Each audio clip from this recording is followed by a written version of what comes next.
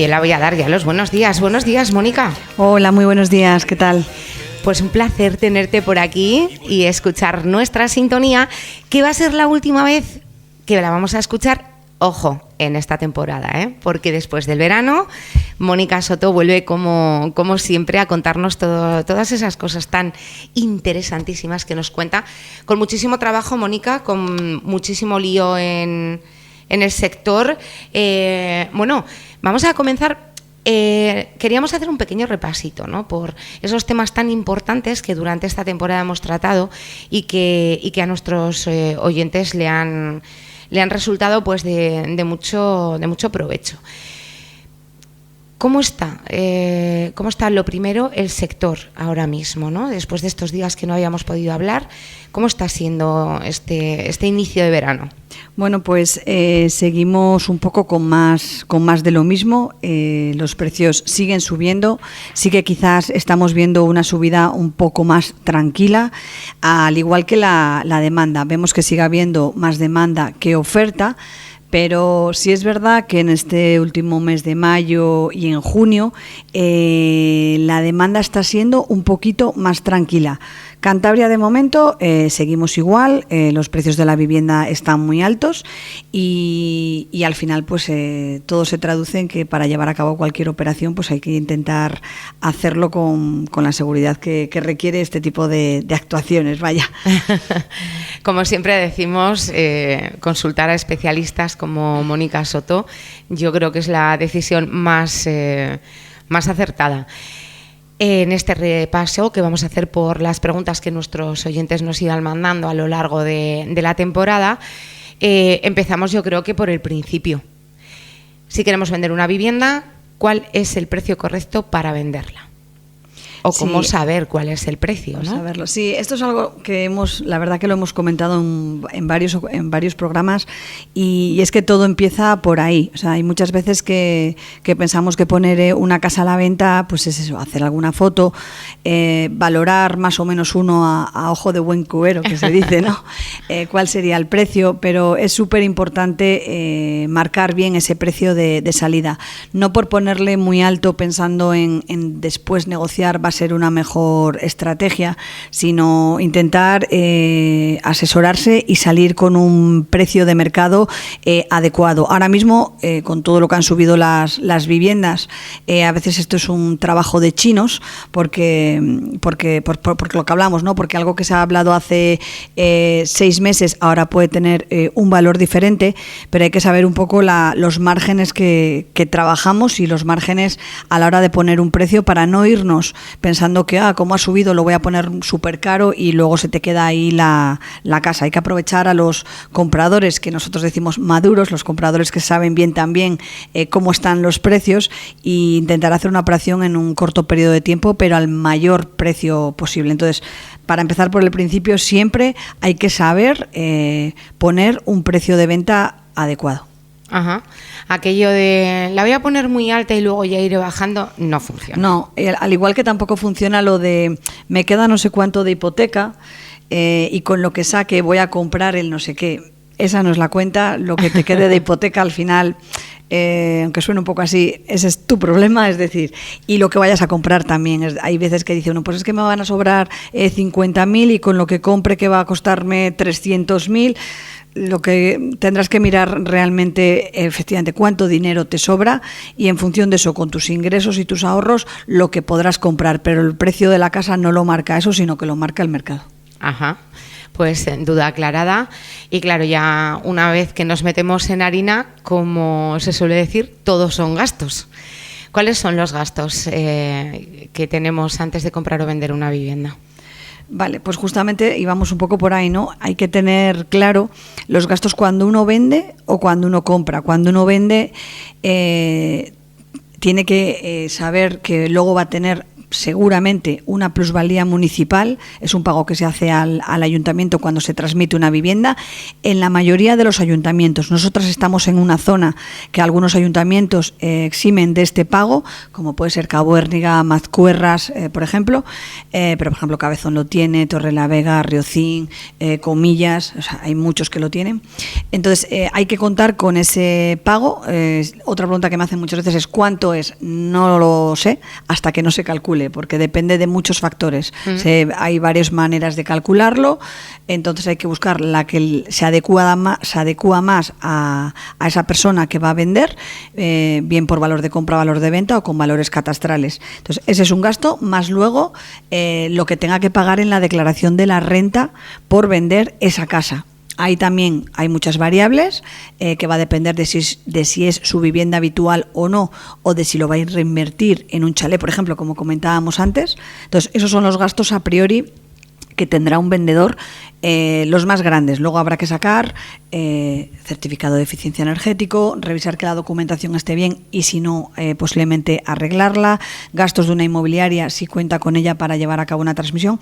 Esos son un poco de manera general los del vendedor. Y el comprador, aquí son más claros los impuestos de la compra, el impuesto de transmisiones o el IVA, el registro y el notario, mejor dicho, notario y registro en ese orden, más luego una tasación si tiene que pedir una hipoteca, ¿vale? Entonces esos serían los gastos. Y un gasto que se me olvidaba del vendedor, si hay hipoteca precisamente, el cancelar registralmente esa hipoteca.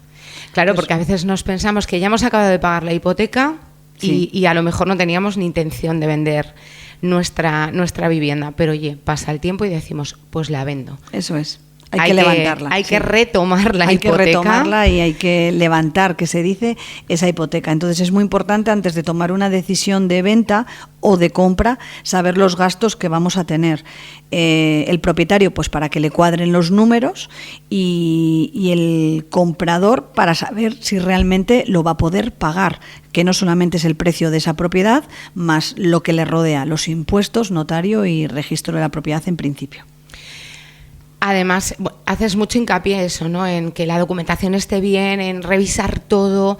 Muy importante, ¿no? Antes de ponernos con una operación de este tipo, el tener clarísimo que tenemos toda la documentación en regla, que no hay nada que esté por ahí que se escape, porque, bueno, pues es importante que además lo hagáis profesionales. Yo siempre lo recomiendo, ¿no? Que a la hora de revisar la documentación de cara a vender o a comprar, lo tengamos claro.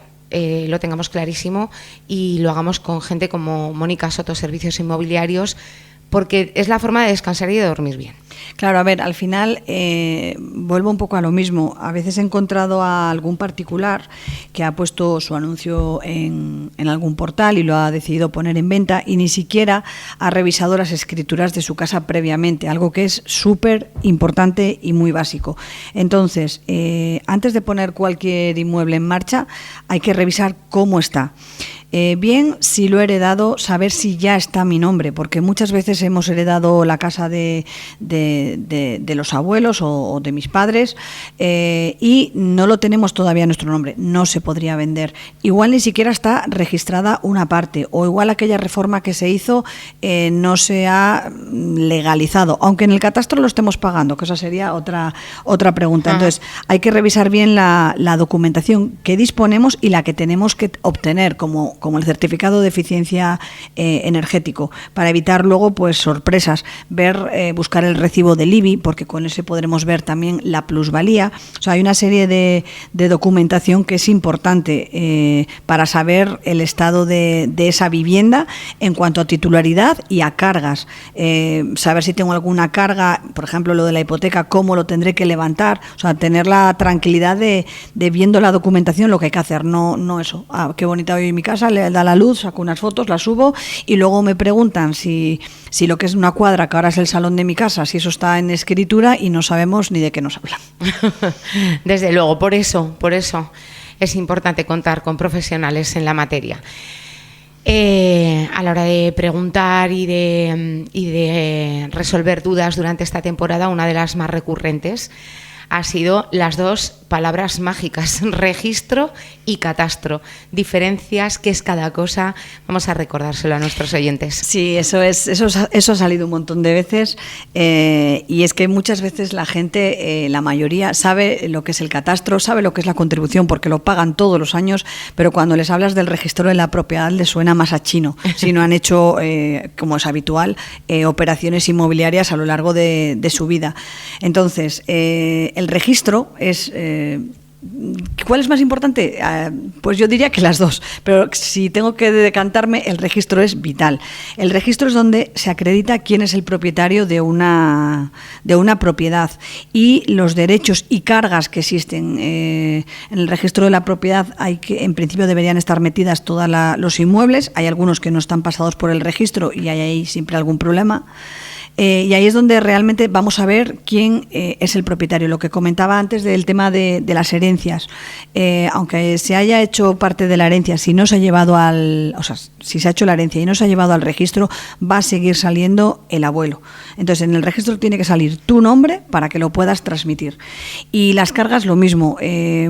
Podemos vender algo, vamos a pedir una nota simple, que eso nos lo facilita el registro, y ahí vamos a ver si eso que vamos a comprar tiene, por ejemplo, una hipoteca, un embargo, una limitación urbanística. Todo eso va al registro. Y el catastro es lo que comentaba al principio, es la contribución. El catastro va a determinar los metros que tiene esa propiedad en la actualidad. Muchas veces en el registro con las casas de pueblo podemos ver en el registro que coincide con la escritura casas de 60 metros y luego en el catastro salen 180. Pues eso no ha sido otra cosa que el salón que comentábamos antes ya está dentro de la casa. Entonces, en el catastro, como cobra por eso, habitualmente lo revisan y cuando ven que era una cuadra y ahora es un salón, ya te lo van a estar cobrando. O si has hecho un caseto para meter... hacer un pequeño taller, pero al final es un choco de merienda con los amigos, pues lo mismo.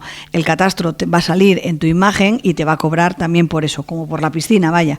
Entonces, son cosas diferentes, van una de la mano con la otra. Es verdad que en Cantabria hay muchísimas propiedades que no están coordinadas todavía, se está intentando que todo esté coordinado, pero bueno, va a faltar, falta tiempo en que eso esté coordinado, es que sería como debe ser, pero bueno, eso poco a poco. Pero es importante saber que son cosas diferentes y que porque uno esté pagando el catastro no quiere decir que sus escrituras y con ello el registro esté bien.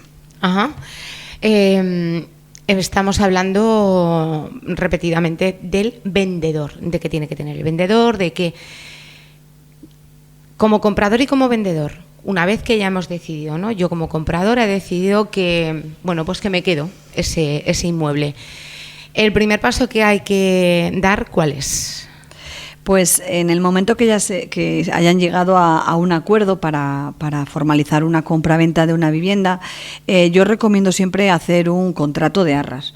Un contrato de arras completo, donde quede bien establecido quién compra y quién vende, es decir, que el que vende sea el titular que puede vender y el que compra lo mismo, y donde se establezcan los puntos más importantes de una compraventa, es decir, el precio final, que luego no se puede variar, luego no se puede subir, luego no se puede bajar, el precio, los plazos, el plazo que le da... que se dan mutuamente para o bien sacar una hipoteca o para lo que sea, 2 meses, 1 mes, 6 meses, 1 año. Justamente antes tenía en la oficina una persona que por una circunstancia vendía una propiedad, pero lo que nos estableció fue: yo hasta dentro de 1 año no la puedo entregar. Lógicamente pierde muchos compradores, pero hubo uno que dijo: a mí no me importa por mi circunstancia X. Y ahora justo en julio ya se va a formalizar esa venta. Pues al final un contrato de arras son acuerdos y ahí es donde tiene que quedar establecido todo. El contrato de arras penitenciales, que se llama, establece el pago de una cantidad de dinero, que eso es lo que amarra la compraventa. Normalmente suele ser el 10%. Hay veces que se pide más por alguna circunstancia, que se ajusta un poco menos por otra. Esos son acuerdos también. Pero pongamos una media de un 10%. Entonces, eso es lo que amarra que el comprador no cambie de idea después, en cuyo caso perdería ese importe que ha dejado, y el vendedor. No, perdón, sí, exacto, me he quedado así porque estaba pensando. Eso es, que el comprador no se eche atrás, en cuyo caso lo perdería, y el vendedor lo mismo. Si se echa atrás y decide no venderle esa propiedad a ese comprador que tenía, le tendrá que devolver la cantidad que le dejó duplicada, es decir, lo que le ha dado más una cantidad igual. Entonces es manera de que, bueno, pues con un dinero encima de la mesa queden las cosas más atadas y sea un compromiso firme. Al final, si hablamos de un 10% en 200.000, pues son 20.000 euros. Entiendo que el comprador no estará dispuesto a perderlo, con lo cual si hace ese contrato es porque va hacia adelante, va a mirar una hipoteca o a sacar los ahorros que tenga para comprar una casa, y que el vendedor de la misma manera se compromete a no ofrecérselo a ninguna otra persona. Pero es muy importante. Igualmente, que quede marcado cómo va a quedar la casa, si hay que hacer un inventario de lo que queda, de lo que no, para luego no tener malos entendidos, con que me llevaste la nevera y ahora no hay dejabas la nevera y ahora no hay nevera. Entonces, en el contrato de arras, que esté establecido todo. Igualmente, si hay cargas, que quede puesto que hay una carga, que hay una hipoteca, no pasa nada. Se va a establecer en ese mismo contrato cómo y cuándo se va a levantar esa carga. Una hipoteca, un embargo, lo que pudiera haber. Pero en ese documento privado, donde tenemos que hacer un punto de partida para cuando lleguemos a notaría, esté todo ya bastante avanzado. Ajá. Pues muy importante el contrato de arras y muy importante además hacerlo con ayuda de profesionales que nos van a ayudar a poner, valga la redundancia, esos puntos importantes que no se queden en el aire, porque luego lo escrito se lee, que lo decimos muchas veces, y desde luego, bueno, pues no hay comparación de hacerlo uno por sí mismo, hacerlo con nuestros profesionales, en este caso de Mónica Soto. Hemos estado hablando antes de las ventas, de las titularidades, importante, has hecho mucho hincapié y queremos hacerlo, de la titularidad. Esta temporada se nos presentaba un caso que efectivamente, como nos decías ahora, la persona que vendía, que firmaba el contrato de arras, no era la misma persona que era titular de ese. Exacto. Esto no puede ser. No. A ver, hay una excepción, por decirlo de alguna manera, y es que se nombre a un apoderado, ¿vale? Que en un momento dado la persona que vaya a comprar o a vender no pueda estar en el momento de la firma, o esté en una residencia, por ejemplo, con una persona mayor, y que nombre a un apoderado para que firme en su nombre. Ese es el único caso. Un apoderado se hace a través de un poder notarial, un poder donde el notario hacer esto cuando hay una persona enferma, por ejemplo, pues voy a vender con mi marido o con un hermano, pero mi hermano justamente le acaban de operar de un pie esta semana. Entonces se hace un poder cuando está previsto que hay una circunstancia por la que no va a poder estar, o por ejemplo por un tema de viaje. Yo he tenido veces que incluso a mí me han apoderado propietarios que viven fuera para que pueda transmitir ante notario la venta de su vivienda. Entonces hacen un poder hacia mi persona, hacia mí, y yo con esto puedo ir al notario con ese poder en documento original y poder firmar la venta a los compradores sin ningún problema. Pero si no, el tema de la titularidad es importante, que lo que se transmita esté inscrito a nombre de quien vende, y si no, a través de un poder. No vale como representantes, se ponen a veces nombres sí, con títulos muy raros, pero para hacer las cosas bien, que sea de esta manera. Claro, esto cuando está registrado a nombre de quien sea, pero y en el ámbito rural nos pasa muchas veces, hay fincas y propiedades que no están siquiera registradas. Claro, ahí tenemos muchas veces problemas cuando hay fincas, casas que no están registradas. Hay que demostrar cómo son de uno. Puede ser que haya una escritura, pero nunca se llevó al registro, como las herencias otra vez, que se hacen pero no se registran, porque al final muchas veces les dicen, bueno, ya está hecho, el abogado que se lo ha llevado, la gestoría, y hecho está. Pero falta el trámite del registro, que hay veces que si no se va a vender, pues como es un trámite que cuesta dinero, se queda ahí guardado en el cajón, ¿vale? Este es uno de los casos. Hay veces que ni siquiera hay escrituras, hay un documento privado, pues habría que elevarlo a público, ¿vale? Porque normalmente si tú no puedes demostrar que algo es tuyo, difícilmente vas a poderlo comprar. Y si tienes algo en una escritura, pero que nunca la has llevado al registro, al menos tienes una escritura pública, y eso hay métodos, hay maneras en las que sí se podría llevar a cabo la venta siempre y cuando salga que es tuya, ¿vale? Con una escritura pública durante muchos años, al final con un doble título, bueno, depende un poco de la situación, sí que se podría hacer una venta y registrar ya en ese momento. Lo que pasa que sí, os recuerdo a todos que cuando algo no está registrado y se registra por primera vez, hay aparte de que pueda generar un cierto temor al comprador, hay que dejárselo todo muy claro, es que no va a poder pedir hipoteca sobre el bien que quiere comprar. Uh-huh. Cuando algo no lleva al menos 2 años registrado, no se podría, en general, salvo cosas muy específicas, que no se podría hipotecar. Una de las preguntas que también ha resultado muy recurrente y que en reiteradas ocasiones ha salido a la luz durante esta temporada es ¿dónde puedo construir? ¿Suelo rústico? ¿Suelo urbano? Con esto nos hacemos un lío interesante y además es que depende de dónde sea. Cuéntanos. Claro. Tenemos la suerte que vivimos en una zona que tenemos muchas parcelas, sí, mucho campo. Esto en una ciudad no se plantea tanto porque no lo hay, pero aquí, como es verdad que estamos rodeados de fincas, surgen muchas dudas. A ver, en principio uno va a poder construir de manera directa en parcelas urbanas, siempre que la normativa del ayuntamiento no lo meta en un plan parcial, en un plan de actuación y de los metros que establezca ese ayuntamiento, ¿vale? Con una parcela urbana lo más conveniente es pedir una ficha urbanística al ayuntamiento y ahí te van a decir los metros mínimos que te exigen. Imaginaros que dices, yo tengo una parcela urbana de 200 metros, no se va a poder construir. Hay unas medidas mínimas a partir de las cuales tú puedes construir, manteniendo luego unas distancias con los linderos, con las parcelas que nos rodean, y luego ver el tipo de parcela, si hay una torre de alta tensión por encima, si hay un riachuelo que la cruza.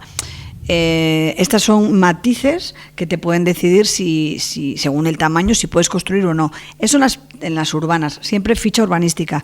Y en las rústicas, aquí sí que ya es mucho más complicado decir cuándo sí y cuándo no. Tienen que tener siempre una medida muchísimo más grande, tienen que tener una distancia mínima a los núcleos urbanos y el procedimiento para saber si se puede construir o no pasa por la CROTU, que está en Santander, no depende ya de cada ayuntamiento, sino del Gobierno de Cantabria, y es quien va a determinar si se puede o no llevar a cabo un proyecto que habrá que presentar en una finca rústica. Hay fincas rústicas de muchos tipos. Fincas rústicas ordinarias son en las que igual si cumple metros, si cumple distancia, igual sí, pero luego hay protegidas de especial protección agraria, agrícola, del litoral. Entonces, las fincas, yo el primer paso para saber si podéis hacer algo en ella es acudir a vuestro ayuntamiento y preguntar con una ficha del catastro, por ejemplo. O si no sabéis buscar una ficha en el catastro, que es muy habitual, llevar el recibo del IBI, el de la contribución, ajá, ¿vale? Porque ahí sale un número importante que con eso el del ayuntamiento, si quiere, el técnico lo va a poder mirar, ¿vale? Hay veces que si el técnico del ayuntamiento conoce muy bien la zona, casi explicándole dónde está la finca, él lo va a saber, ¿vale? Porque los técnicos, los aparejadores, los arquitectos de los ayuntamientos se conocen muy bien normalmente su núcleo, su zona de actuación y a veces explicándole cuál es, lo saben. Pero si no, con este dato que os doy podríais ir a preguntarlo. Bueno, yo creo que nos ha quedado bastante claro. No obstante, siempre lo decimos, ¿no? Siempre se pueden acercar a las oficinas, hablar con vosotros, ponerlo en vuestras manos, en manos de Mónica Soto, Servicios Inmobiliarios, y a partir de ahí, bueno, pues dar los pasos que haya que dar, siempre con la confianza de que son los que son seguros. No nos queda mucho tiempo, pero tengo yo aquí un par de cosas que no quiero irme a pasar el verano sin que nos contestes. Hablabas antes de esas cuadras que se hacen vivienda. ¿Se puede o no se puede? Porque hacerlo hacemos, pero ¿se puede o no se puede hacer? Lo hacemos siempre por defecto, ¿no? Pero bueno, sí es verdad que nos estamos encontrando ahora con muchos casos de cuadras que están derruidas y la gente les quiere dar otro uso. Ya no es la ampliación, que la ampliación tendría un procedimiento para legalizarlo ante notario, que bueno, normalmente es una declaración de obra nueva antigua, bueno, habría que ver específicamente, pero ya cuando decidimos comprar esa cuadra para hacerlo una casa, lo mismo, hay que ver la normativa municipal. En principio no suelen ser muy restrictivas, es decir, con unos metros mínimos, con fachadas, es decir, con luz natural, que cumplan, no se suele poner problemas. Se hace un expediente de cambio de uso y luego cuando todo lo mismo, hay que acudir al notario, hacer esa declaración de obra nueva con cambio de uso y registrarlo para que ahí aparezca que eso no es una cuadra, que esto ahora es una casa de 90 metros cuadrados en 2 plantas. En principio, muchas se pueden cambiar, igual que los locales. Los locales es algo que me preguntan, ahí lo establece el ayuntamiento cuando hay determinados locales que se podría dar el cambio de uso a residencial y cuáles no, y establecen unos metros mínimos locales. A veces hay primeras plantas que cuando se hizo el edificio salen también como local comercial. Entonces a veces piden un tamaño mínimo, 40 metros de tamaño mínimo, y que tenga entrada de luz por 2 frentes, por ejemplo. Entonces ahí es el ayuntamiento el que lo va a decir. Entonces, antes de tomar una decisión, no compréis cuadras sin mirarlo, porque igual por alguna circunstancia está protegida, tiene alguna cosa y no se podría cambiar. Habitualmente sí, se puede, pero vale más asegurarse que no encontrarse luego sorpresas. No, desde luego. Llega el verano y bueno, pues uno va paseando, ve carteles de se vende. De repente estás pensando en cambiarte de ubicación y dices, oye, ¿por qué no vendo mi piso y me voy a una casa? ¿Qué hacemos primero? Esta es la eterna pregunta. ¿Vendemos primero o compramos primero? Pues sí, es una pregunta eterna igual que la respuesta. Depende un poco. Depende de la circunstancia de la persona que toma esa decisión. Es una decisión complicada y que genera mucho estrés. Pero si has visto esa casa de tus sueños y tienes un piso que podrías vender y con ello comprar una casa, es posible. Se pueden hacer las 2 operaciones a la par, con mucho cuidado en cuanto a los tiempos, es decir, dando márgenes cuando tú estás vendiendo y estás comprando para que no te pille el toro, que no digas que vas a comprar y todavía no hayas vendido tu casa. Entonces, se trata de dejar plazos amplios en los contratos de arras, en los contratos de compraventa, siempre y cuando la otra parte acceda a ello. Hay un riesgo, está claro. Y de la misma manera, el tener claro que en un momento dado, se pueden dar varias circunstancias. La principal es la forma de pago, es decir, necesito haber cobrado mi casa o haber cobrado mi piso para poder comprar mi casa. Ese es el punto más importante donde tenemos que hacer que coincidan los tiempos. Ajá. Ampliando plazo lo puedes conseguir. Si se diera el caso de que no, pues tienes un problema. Y luego hay veces que no es necesario porque que tengas que vender esa casa. O te entra un comprador, vamos a decirlo de otra manera, te entra ya un comprador de la tuya, pero todavía no puedes firmar lo que vas a comprar. Entonces, si tú ya tienes un comprador sobre tu piso y dices, ya, pues que a mí no me lo entregan hasta dentro de 6 meses, pues tener un plan B es dónde me podría ir estos 3 meses que faltan. Sí. A veces, si no se puede cuadrar por días, pues hay que pensar que a mí me hace falta, lo voy a vender, con esto ya tengo liquidez, pero igual me tengo que ir un poco antes de lo que tenía previsto. Entonces, ¿se puede hacer? ¿Se pone la gente muy nerviosa? Sí, pero no pasa nada. Se intenta coordinar todo de la mejor manera posible para que sea un proceso lo más tranquilo que se pueda. Bueno, pues siempre hay opciones, claro que sí. Hasta aquí la temporada, Mónica. Ha sido una maravilla compartir semana tras semana todo lo que nos has contado, las dudas que nos has resuelto y sobre todo lo que creo que hemos insistido durante todo este tiempo, respirar y dormir tranquilos. Contar con ayuda de profesionales como tú, Mónica Soto de Servicios Inmobiliarios, hace que nos enfrentemos a este tipo de cuestiones que se nos hacen tan cuesta arriba cuando no tenemos la información, que haya sido muchísimo más fácil y que bueno, pues nos hayas ayudado a tomar decisiones y a seguir un camino de una manera muchísimo más segura y más tranquila. Nos encontramos la temporada que viene. Eso es, sí. A mí me gustaría pues decirle a la gente que antes de tomar una decisión o de comprar o de vender, que planifiquen, que al final es importante estar asesorado, trabajen o no con una inmobiliaria, pero que tengan la información clara, lo que hablaba, que revisen documentación, que sepan que es un proceso importante, que no compramos y vendemos casas habitualmente y no es una compra de 50 euros, es una compra de miles de euros que nos puede generar muchos quebraderos de cabeza, muchas noches sin dormir, y una buena estrategia nos puede ahorrar tiempo, nos puede ahorrar dinero y lo que has dicho antes, dormir tranquilo. Para mí ha sido un placer estar todos estos jueves con vosotros intentando resolver todas esas dudas, y espero que poco a poco pues las personas que nos escuchan hayan tomado nota, resuelto dudas que muchas veces surgen a lo largo de estos procesos y que les haya ayudado a tomar alguna decisión mejor. Seguro que sí. No obstante, recordamos a nuestros oyentes que aunque nosotros hacemos este parón en el espacio de Mónica Soto Servicios Inmobiliarios, lo hacemos durante el verano, las oficinas siguen abiertas y vosotros seguís atendiendo al público. ¿Dónde tenemos que ir?